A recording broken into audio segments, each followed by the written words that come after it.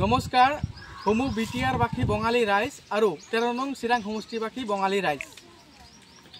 অসমত থকা হিন্দু বঙালীৰ যিটো ডি ভোটাৰৰ সমস্যা সেইটো বৰ্তমানৰ অসম ৰাজ্যিক বিজেপি চৰকাৰৰ নেতৃত্বত সমস্যা সমাধান হ'ব বুলি আমি আশাবাদী আছিলোঁ।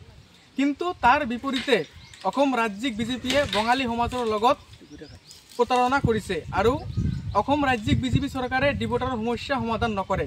তাৰ বাবে আমি চিৰাং জিলাৰ অন্তৰ্গত খাটালপাৰাবাসী বঙালী ৰাইজে বিজেপিক বৰ্জন কৰাৰ সিদ্ধান্ত লৈছোঁ আৰু সমূহ বিটিআৰবাসী বঙালী ৰাইজক বিজেপিক বৰ্জন কৰিবলৈ আহ্বান জনাইছোঁ।